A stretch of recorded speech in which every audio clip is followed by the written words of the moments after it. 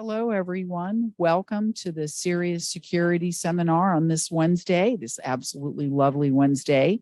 My name is Sean Huddy. I'm the manager of strategic partnerships with CERIAS, and the gentleman standing to my right is Jim Huffaker. Jim is actually one of our strategic partners, Boeing is. He is a former senior manager with Boeing Commercial Airplanes, 30-plus year veteran of Boeing.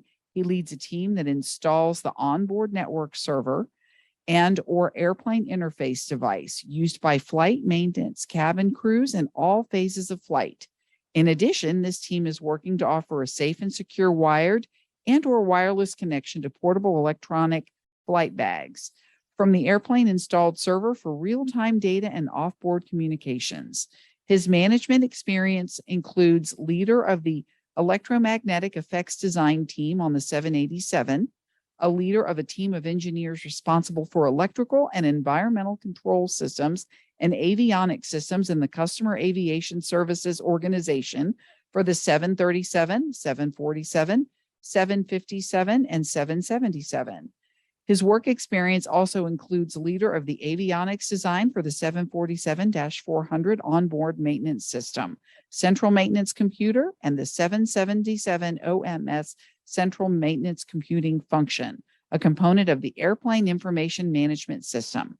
Additionally, he remains an industry focal and has served as the Boeing representative on the FAA Flight Data Recording Aviation Rulemaking Advisory as the company's representative for loadable software and other document creation teams, and as the Boeing Customer Services representative for Y2K. Jim is a graduate of Purdue University, Boiler Up, with a BSEE and was commissioned officer in the U.S. Air Force. In addition to his space systems defense assignments while in the military, his responsibilities included avionics design on the B-2 prior to joining Boeing. Thank you, Jim. We appreciate you being here. Everyone, thanks so much. You guys hear me? You guys can. All right. So that was a lot of stuff, a lot of acronyms. You probably got them all memorized now and fully understand what I did. So as you might have guessed, I was ROTC grad. So all this industrial roundtable stuff that you guys are participating in, I didn't have to do any of that. I walked by and laughed at everybody because I knew what my job was going to be. My Air Force assignment took me to Los Angeles, and I developed weapons systems way back then. You also have to know there were no computers, not that we could use. You know, I couldn't afford one. A PC back then was probably about $5,000, and in 1980s money. So things have changed. There was no even thought of discussion of cyber. Getting software on airplanes was took the 1990s to get regulatory agreement to put software on airplanes and understand how we were going to do that. And some of those committees I was a member of, industry committees I was a member of. At Boeing, as she was sharing, I've spent the 30+ years commercial airplanes. I worked on almost every model we have in one shape, form, or another, mostly systems engineering. All right, and then I ended up managing the cyber team some years ago, and then from that, spent a lot of time with the regulators and the FAA, and it's still an evolving environment regarding, well, one, because this threat keeps changing. So what we could do 4 years ago, we cannot do now. And so anyway, I want to talk about it, and I'm glad Joel invited me. There's a lot of the cyber work that I see that most cyber communities are doing is IT based. And in aviation, we don't have that luxury. So I'll go through the pitch. We'll talk about that. Do ask me questions, so I like this to be interactive. Make sure I'm giving you what you need. You're going to probably ask me about design techniques. You'll get obscure answers. I'm not going to answer that. I will reassure you, though, we're not allowed to take advantage of our proprietary nature of a design being secret.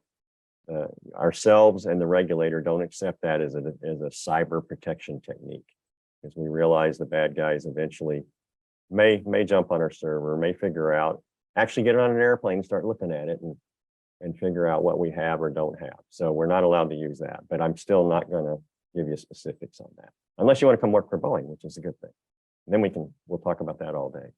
I know you guys said you're aero. I was expecting a lot of double E's and cyber folks in this room, and I've got some overviews of Boeing. So I know you guys might go to sleep. I'll throw a rock at you or something to wake you up. But so here's some facts about Boeing.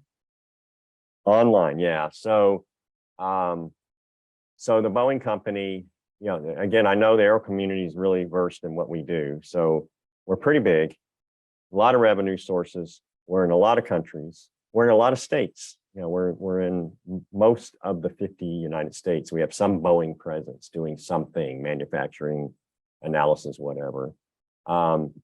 Many suppliers, as you can see. You know, so the supplier chain, just like our competitors, it's going to be very, very similar. And then, you know, over 140, this is last year's data, over 140,000 employees in many countries. So these are our primary focus areas. So commercial, which I'm going to talk about today. I can answer questions on some of the other aspects of Boeing, because the techniques we use for aviation will apply to military. But in general, the military community is just not connected. So that's one of their protection mechanisms, unlike Boeing. And I'll explain what connected means. I got a really good chart on that. Defense and space, global services.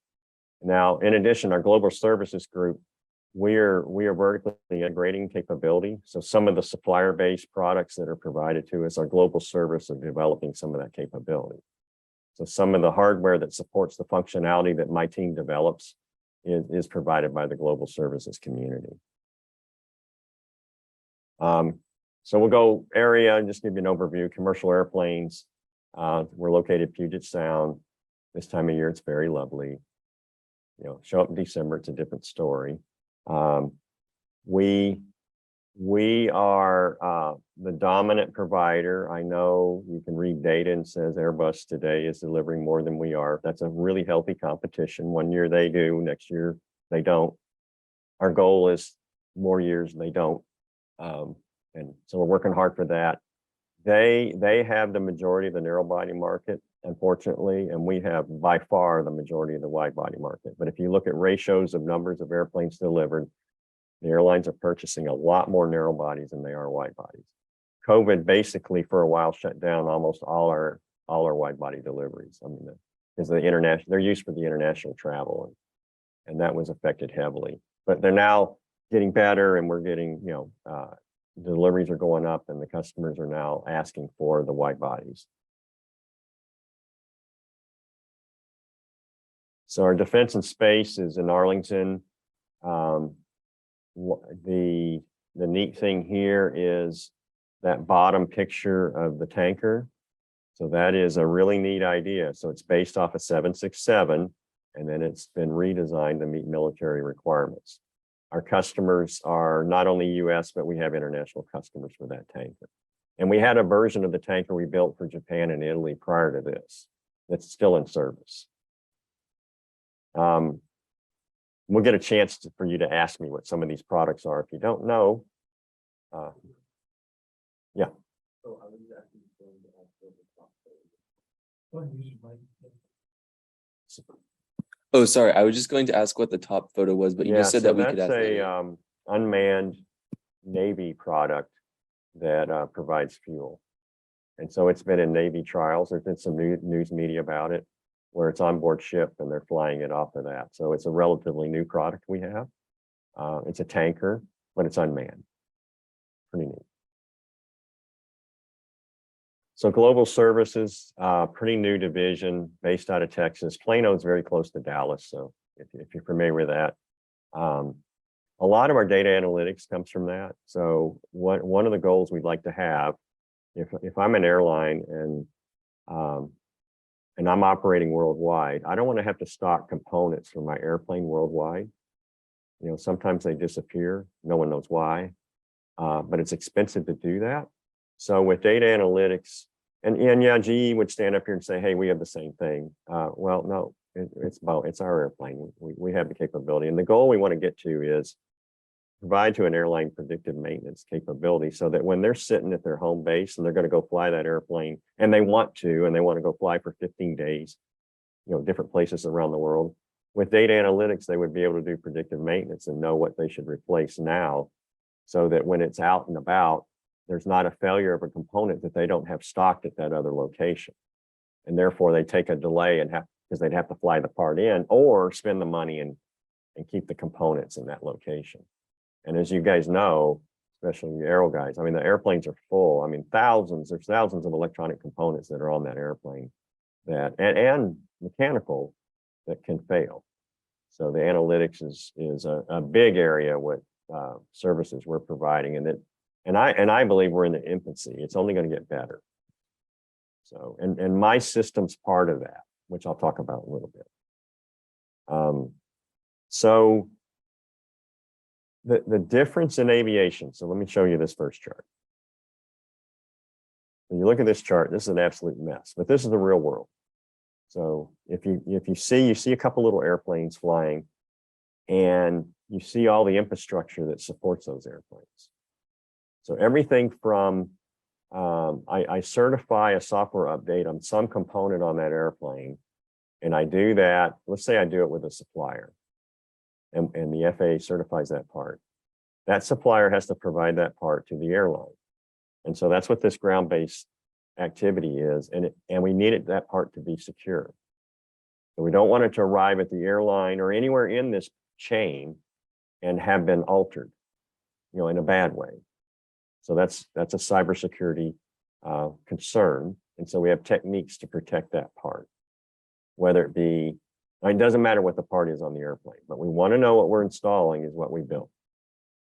Okay, 4 years ago I would have said, part of the security here is requirements we have for every supplier to protect their source code, because we don't want the source code robbed. That's an intellectual property issue and financial concern, but it's also a cyber concern because we don't want a bad guy to get the source code for like flight controls and go alter that and then try to inject that new part into the system.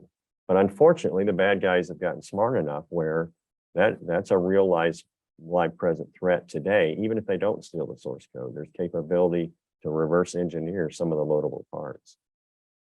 And that's a pretty recent, that may have been a nation state event 4 years ago, but man, did that change fast. And that's a big deal. Look at the airplanes and you see all these arrows pointing at the airplane from the ground, all the pathways. So our customers want those airplanes to be connected. So you would say, why on earth would they want that? Well, the first thing they hit me with is, hey, I get in the car and my cell phone connects to the car. Why can't I have all that on the airplane? Well, one, you're not going to get all that because of some things we can't protect. So we're not going to offer that feature flat out. And that's been some yucky discussions with airlines, but that's where we are. I'm just not going to do it. Or, yeah, I can do it, but here's what that means. So it's not as simple. The techniques we use as your iPhone is pretty easy. It connects pretty easy almost on any vehicle because you're using Bluetooth.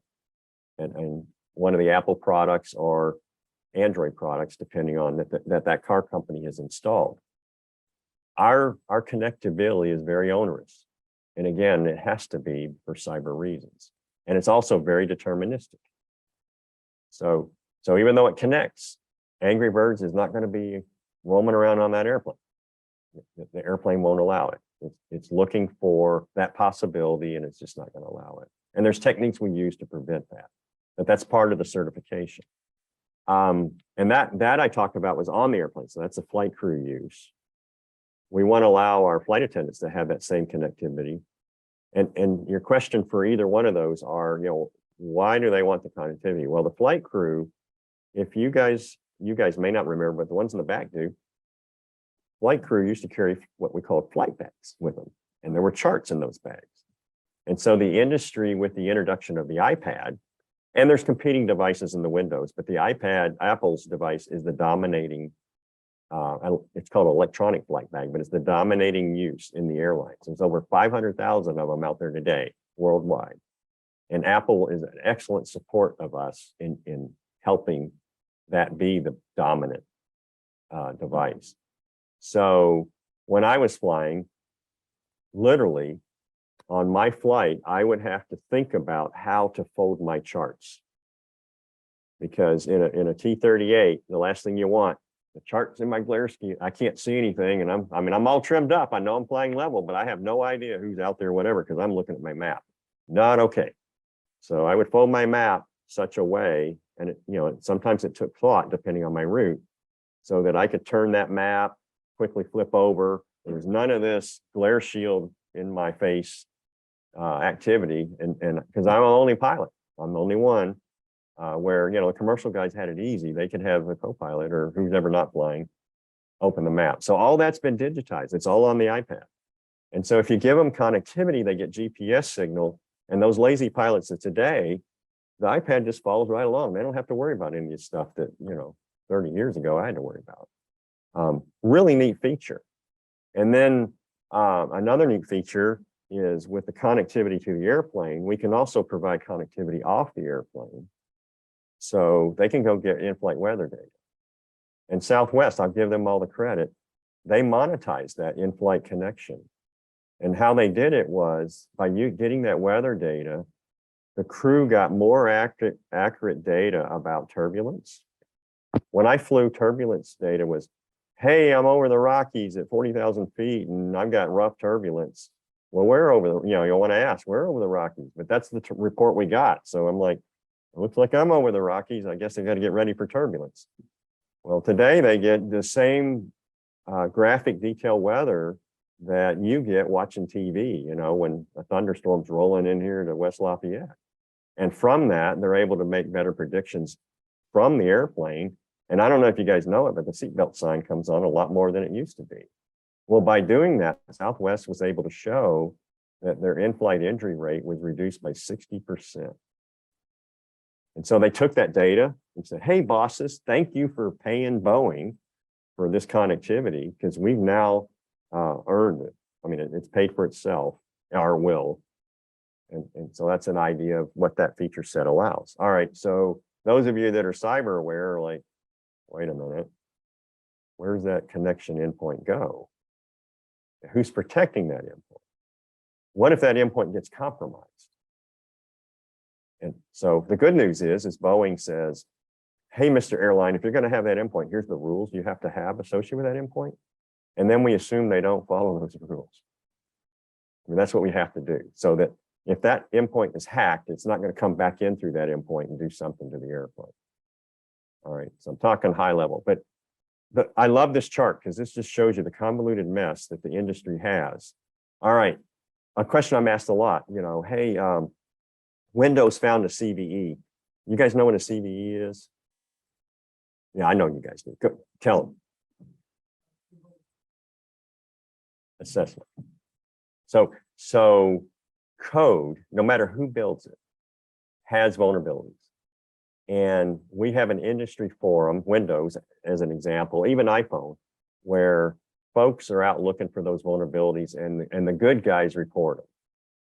And then the owner of that code, Apple, Microsoft, Boeing, whoever, we get that data and then we analyze it. Well, so what Boeing does is we analyze. If any of the CVEs apply to any of the software we have on the airplane, we analyze it.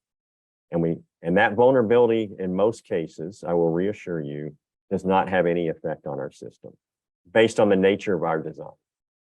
But we commit to the FAA and ourselves and our other regulatory agencies that we're looking at those. So let's say I deliver a system tomorrow, and then we go look at that system 3 weeks from now. There could be 400 CVEs. I gave you a really insane big number, but there are CVEs found every day. And so we analyze each and every one of those, and we may make the decision that we're safe to fly, but when we go make an update to our systems, we will be expected by our own selves and the regulator to address those CVEs. Because what could happen is as they grow and grow and grow, you could eventually get to a point where you do have an issue. Even if each one individually is not an issue, the collective could present a problem. Well, In aviation, I can't run out and patch that airplane. There's no such process. The process we use to update airplanes is over 50 years, and it's proven to be very reliable, and it's a very good process. I'm going to advocate it's a very good process. The challenge, and that leads to the challenge why there's some things we just don't do, because we know we can't do a patch type method. The worst thing you would want to do, and even Microsoft, you can read about where they fixed a CVE, made a big deal about it, advertised, and it broke something else. Can't handle that in aviation. So even if I were to update, I mean, it doesn't matter what software update I make, the cyber guys are my best buddies, and they're testing the stew out of what we're doing to make sure that we fixed what we said and we didn't introduce another vulnerability for what we know. Again, I can't test the unknown. And the unknown is real too, because the bad guys could know about some vulnerability and nobody else knows yet. And they're rubbing their hands together, whippy. So we have to anticipate that as well. Does that give you an idea of the issues with aviation? So that's a difference where, my laptop at Boeing, I get security updates, and my cell phone, almost every day sometimes. I don't have that luxury in aviation. One of the protection methods we have is we divide our systems into domains, and this is from an AirLink document, so this is not proprietary. So the PIES domain, passenger entertainment system. So that's how your iPad logs on your flight. For airplanes that still have IFE, where you can watch TV, embedded in the airplane, that's that domain. The industry made a decision that we're going to continue to leave it somewhat unregulated, meaning it's a design assurance level E, so fairly unregulated. Because of that, the limit of the connectability is great. So we're not giving them, and you guys may have read, some scientist somewhere claims that they were able to move a flight control system by hacking into the video system. Not on the Boeing airplanes. And yeah, I've had to deal with a lot of those, and I've worked with the different regulatory agencies and the government, FBI, others, to prove that, somebody's claim isn't accurate, because we take them all serious. We have to, but you won't see us in news media responding to that. It's not in our best interest to do that. But we basically have those systems isolated because the industry wanted to be able to act fast and provide, the latest 802 whatever, or video streaming capability, because it's a highly competitive area, from airline to airline to airline. There are links in there, but again, the links, our protection methods, they're one way. They're not two-way links. Or if they're two-way, there's a lot of rules. A lot of rules. The information domain, that's where most of my team lives. And those are the first line defenses. So there's a lot of protections in those domains. There's a lot of testing. Any update that's done in that domain is fully tested. And then the cyber guys show up and they go try to hack it. And that's part of our process. The air traffic control domain is fairly isolated, because that's the safety of flight. That's flight controls. We do not want anyone to ever get to flight controls, FMCs, display systems, the things that are needed for a pilot to get that airplane from Seattle to Cleveland. Those are highly protected. But there are access points. I'm not going to tell you there aren't, but there are. The nature of the design, and again, there's a lot of focus on those access points and limiting them. That makes sense, you guys? And again, this is an AirLink doc, so it's not unique to Boeing. John Deere, Ford, GM, they don't have this kind of design. Yes, sir. We have a question in the Q&A. Does that isolation that you mentioned include the seat electronic box that was part of the Chris Roberts dust up? Yeah, I know that guy well. Yes. I'll just keep it simple. Yep. So as I've been sharing, now we're going to get some word charts. So that pretty chart you just looked at. Jim, Yes, sir. is that segmentation physical or logical? We use both, Okay, but when it's not physical, there's a lot of focus on it because that's a potential vulnerability next year. I mean, I might think I'm good today, but I can't assume I will be next year. And you bring up another good point. When I started working at Boeing, it was not uncommon that you would go certify an airplane, everything on it. And some airlines would never change it. Didn't have to. That's not the world we're in anymore. So if they have an airplane and it's connected, they will get updates. That and the life and airplanes can last 30, 40 years, especially carbon fiber. We're expecting even longer than that for the 87. So the airlines know and plan for. Now, sure, they update IFE, you read them, because they want to. I mean, there wasn't long ago where, believe it or not, before your time maybe, but you could get on any airplane in the United States and there was no access to movies or email or any of that. Well, now I don't even know what airplane I've got on recently that didn't have that. I mean, all airlines now have had that. So they've invested in that area and you can look at how that's matured and changed. But this domain I just talked about, the airlines now have to get used to the components in the AIS domain are going to have to change to maintain cyber protections. Yeah, thank you. Yeah, that question. And that's new to the industry, and we're not happy about it. That's not a cheap thing, but that's the reality we're in. Or we start to have to cut features out. Feature sets they want. And there's an economic advantage to having this connectivity. I gave you the example of the pilots and the turbulence. There's a lot in the maintenance area, a lot getting heads up data. So the ecosystem we talked about, end-to-end security. So there aren't regulatory requirements for those back offices, but we levy a lot of requirements on the airlines regarding them. And then, like I said earlier, we assume that they won't follow them to protect our airplane. So the number one thing is to protect the airplane. Information sharing. So there's, you guys may or may not know, but there's a financial ISAC, Information Sharing Analysis Center. Our aviation ISAC is patterned after that. And Boeing led the creation of this, but it consists of Boeing, Airbus, many of our suppliers. I think there's another chart coming on it, and a lot of our airlines and airports. They're members of that. The purpose of that is to share the threats.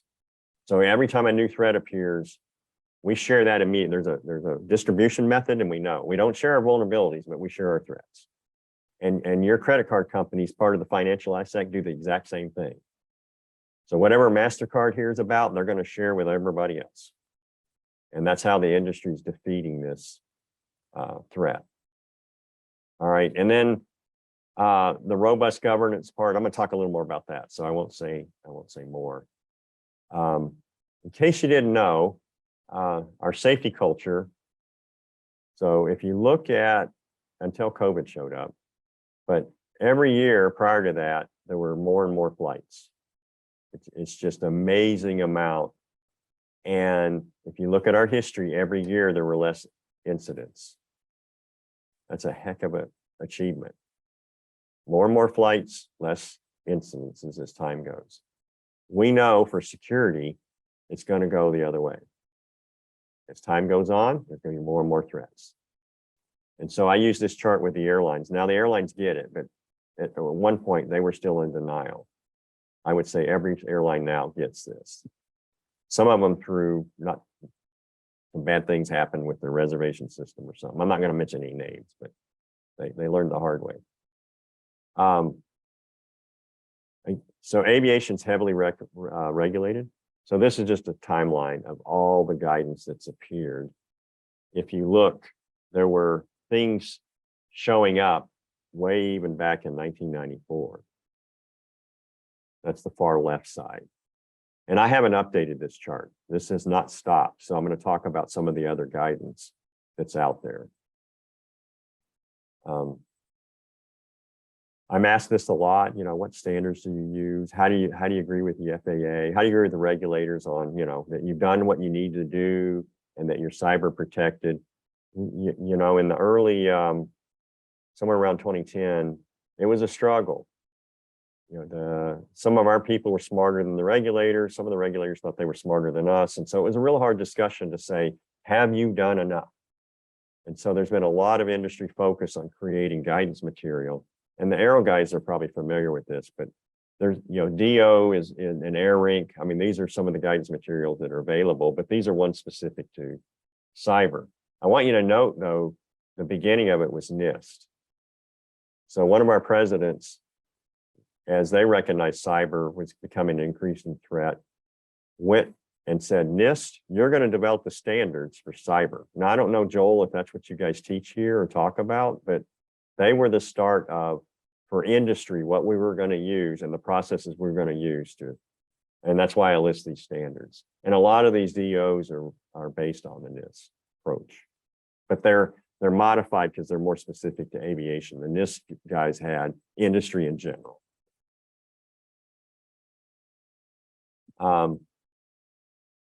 If I sent you to go look at the FARs, the aero guys know what that is, but the Federal Aviation Regulations, and said, go find the regulations on cyber, you're not going to see a rule. So the FAA, recognizing this, wrote special conditions.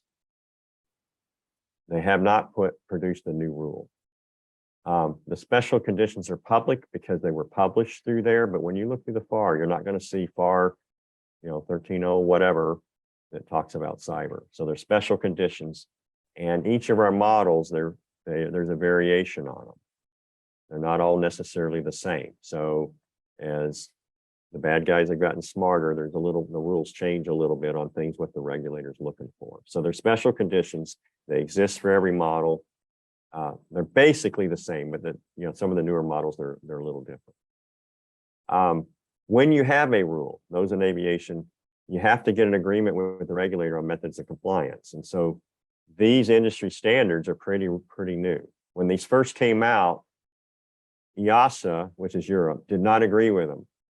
And so there's been, the last 3 years has been a really, really focused effort to get agreement. And that's, working group 72. And that's why they're all Rev A. So now we're finally harmonized. And these standards offer more than one method to show compliance, just like a lot of standards do. So if you get bored and you want to do some reading, here you go. Good reading.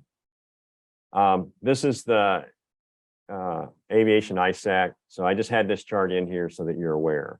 It's a nonprofit, just like the financial ISAC.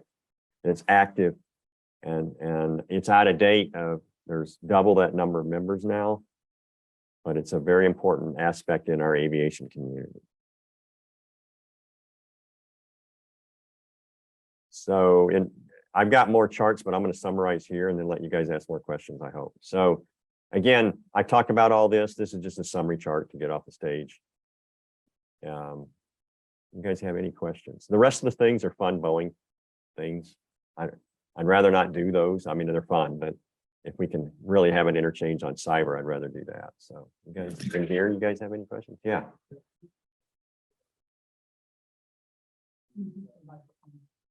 Push that button. Yeah. It doesn't work. Is it working? Okay. So you said that finally you have an important company regarding the cybersecurity finally, which is an agreement with the European Society about the cybersecurity part. So does that mean that Boeing and Airbus have a different, We do have a standards different or approach. regulations regarding the cybersecurity? We do have a different, and that method of compliance. So all that documentation allows those different approaches. Okay. Yeah, we learned early on that we had disagreement on what was not the rigor, but the approach to the rigor. And so as a community, we've agreed that both are good. And so that these allow different approaches. So you could ask me which one's better, and I'm not going to give you an opinion. Well, I will, Boeing, but that's not unusual. I mean, in the regulatory environment, there's a number of other things like EME. There's different approaches in some areas that you can. So yeah, you got to push the button. Yeah, thank you for your presentation. So in your previous slide, you mentioned that information sharing will be very important and critical. So could you explain more about what is the purpose of the information sharing? And Yeah, so that ISAC is a community of other ISACs. So the financial one is an easy example because all of us have credit cards. All of us have a bank somewhere in the world. That's the financial ISAC. They have a link to the aviation ISAC, so as they identify vulnerability, or not vulnerabilities, but threats in maybe they have a Linux system they're using. They're finding that there's a hack out there. They will communicate to the aviation ISAC and vice versa. The aviation ISAC, important part includes the airports. So, security issues that occur at the airports are going to be shared. Threats regarding those security issues will be shared in that ISAC.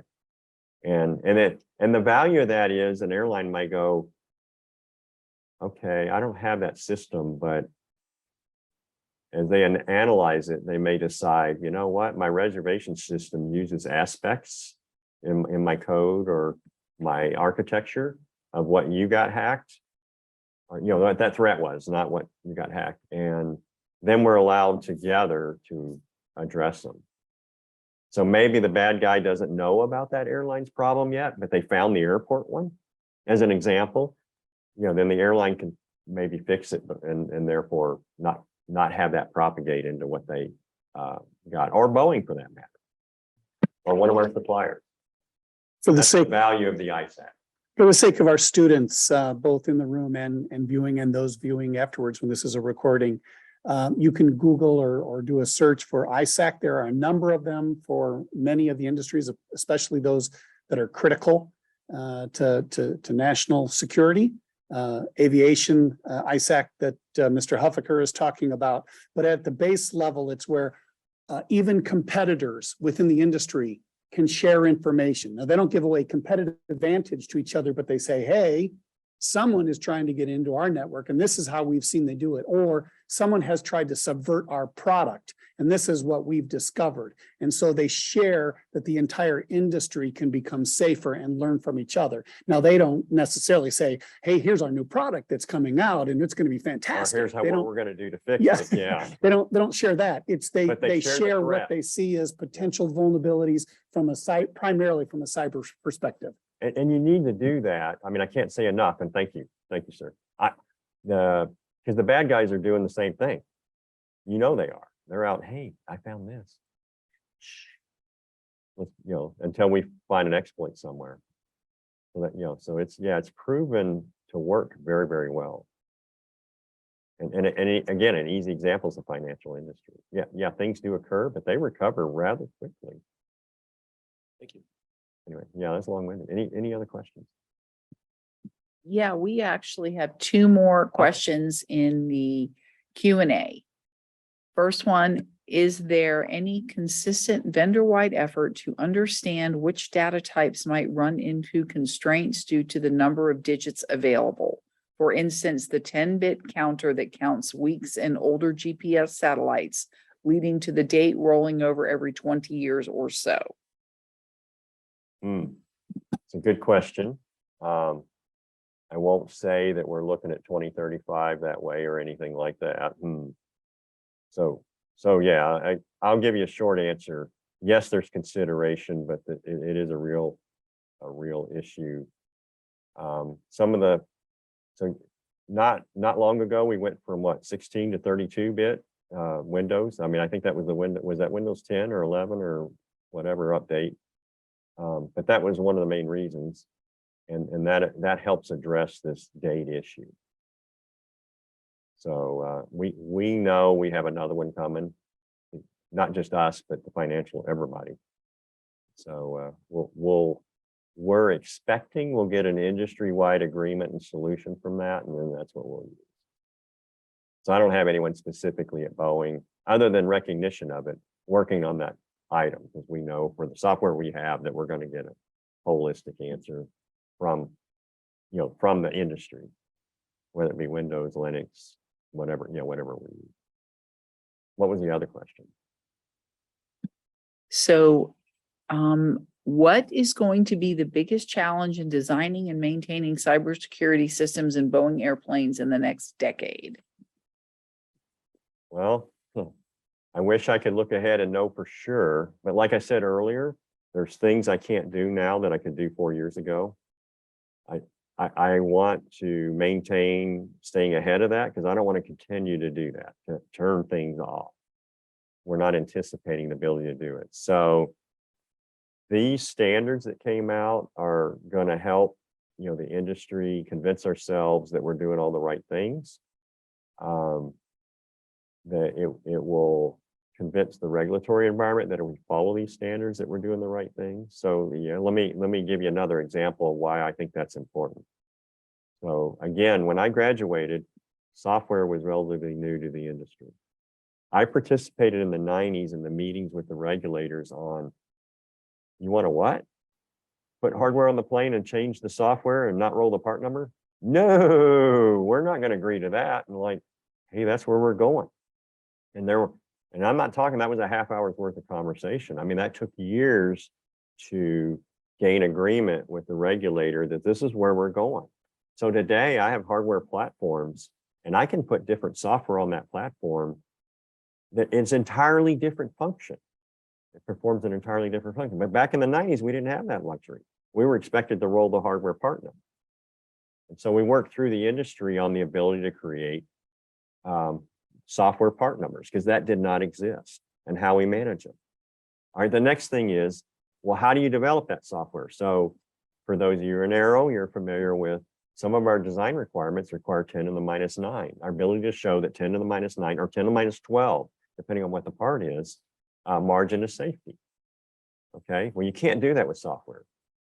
You can stare at it all day you want, but you're not going to get a 10 to the minus whatever out of it. Maybe reality, I'm trying to be funny, but it doesn't exist. So with the industry, we develop software development. That's where the DAO level, design assurance levels come in. The DO 178 process was invented in the 90s to get agreement on how to build critical systems with software that met 10 to the minus 12 or whatever it needed to be. And so that's what journey we're on now with cyber, to do the same kind of, use the same processes and say, okay, we're relatively assured that what you've done in the industry is going to be cyber safe. So Jim, I asked this question knowing that an entire future seminar could be devoted to it. So forgive me and probably asking you to provide a simple answer into not a very simple topic area at least. But one of the areas that I find extremely interesting when it comes to aero cyber is that you have planes from multiple manufacturers, from multiple countries who are landing at shared airports all across the world, including aircraft from one nation who is landing in an adversarial airspace or adversarial country. They all wheel up to the airport and plug in and download and onload information. Are there adequate protections or what is being done to address this issue, or is it an issue in having various countries, various brands all use airports around the world and plug into them? So cool. Yeah, it could be a session. Who are we protecting? The airport or the airplane? Right. Yeah. Both, huh? Well, so a regulatory focus is protecting the airplane. But if an airline or a country decided to use that airplane as a method to do something, then the airport, and so they're remember the Aviation ICE Act, but the airport's certainly concerned about. I mean, I'm not been involved in those discussions, but I gotta expect that they would not assume that the airplane is always safe. So, an easy analogy to compare, and I love you bring it up, is this. So you guys go buy a laptop, right? You expect when you buy whoever it is, I won't mention any names, but you expect it to be cyber clean when you buy it. You expect that. There have been stories about this manufacturer that not, or having things in it. But our customer expectation is going to be clean. So when we deliver our airplane for Boeing, we know the customer expects it to be cyber clean. All right. Like a laptop, if I have connectivity, so I protected it But it's a joint from that moment on when I deliver it, just like when you take that laptop home and you get let's say you get some kind of virus that next night and you go back to the store, I don't want it. It's got a virus. You know, most stores are going to go, I'm not talking to you. What'd you do? And they didn't even want to hear it. Well, it's a little different in aviation. We want to talk about it, but we do expect and provide guidance to the airline to maintain that airplane to be cyber secure. I don't know if, yeah, that's a really good, I don't know if there's bad guys scheming to use an airplane as, I don't know. I got to bet they are. So I would hope the airport would protect themselves. I like your analogy because it does work in helping picture this. So not only, and I asked the nature of my question was thinking that one of your planes would roll up and could something in the airport system, whether it was there from a government action, an error, or a previous plane that was plugging in that downloaded something that was built to upload to certain aircraft or whatever. But yeah, I had never really thought about that. It wasn't just to affect the plane, but it could be the plane could just be the delivery method that hooks in and is just trying to wreak havoc on ground systems within an airport. Thank you, Jim. One of the methods that we do use is its endpoints are important. I mean, the cyber guys know this. So it's the endpoint. The pathway is important too. So there's really good protections today. Because again, I can grab my Boeing laptop. Well, I got it right here. I'm going through Purdue's internet. And if I'm not talking to Boeing today, but if I were, there are encryption techniques that Boeing uses for that connection to ensure that whatever I'm sending here that says proprietary on it and goes all the way back to Seattle or wherever Boeing system is, can be intercepted, but they can't read it. I mean, that's the TLS and all the methods for that. A lot of that applies to the airplane. So we know that, you know, somebody might be sitting in an airport and going to try to disrupt that connection. Okay. I still can get to Cleveland safely. I can still leave Cleveland safely. I mean, that's part of our design.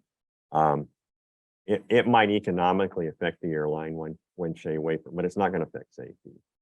We can't allow it to do that. Can they read the data? That's a little more important. So we do techniques to make sure that they can't read the data, whether it's Boeing data, GE data, any of our other suppliers, but content on that airplane. And then a lot of the airlines, we give them guidance when it reaches that endpoint, then what they need to do to protect that data. And they all view that data as their data. And when an airline buys an airplane, it doesn't matter who makes the data. That's their operation. I mean, I've been yelled at so many times. I'm just reiterating. It is the airlines are adamant. It is our data. Your system generated it for me. It's now mine. So if you want access to it, you're going to ask permission. And we have that permission in a lot of cases, but I'm just, it gets ugly quick. Unlike your car. I mean, that car collects a lot of data and you don't have access to it. Ford won't let you have access to it. You know, try to get out of Ford a maintenance manual. You're going to pay dearly for that. Yeah, well, that's not how we operate. Anyway, that was a long-winded answer. One more quick one is that, and again, as you know, I am not an aero cyber guy. So, but I find the topics interesting. So I do understand the concept that when you're doing anything with a flight system or platform, that the three major concerns or the three driving areas are what? Power, space, and weight. Thank you. So are there formalized formulas or what have you, especially when it comes to cyber? I mean, because, you know, the old adage is, oh, well, God, we could build this unbelievable network and, you know, we just won't be able to have any seats on this airline because we're going to make it so secure. That there obviously some trade-offs, but is there a formalized thing or is it still unformalized in trying to figure out where the trade-off on those three factors are when it comes to cyber? It's not as difficult. So the answer is yes. It's not as difficult as you say. They're, like I showed in that domain separation, We want the PIES domain to be unregulated. So we treat, our cyber community treats it already as compromised. But in reality, can an airline afford to have all our credit cards stolen when they? No. So they're, we're expecting them working with their provider to make sure that doesn't happen in flight. And it has. That was an easy example, things that have, but we and the industry decided that we wanted to maintain that theoretically unregulated. It's regulated, don't get me wrong, but it's not as regulated as the rest of the airplane, but that unregulated environment. And so therefore we just assume flat out that it's compromised. And that's why we don't do some of the things the airlines ask me to do. And I see that we have come to the end of the class. Mr. Huffaker, thank you very much for joining us today. Yeah, thank you again. Thanks for having me.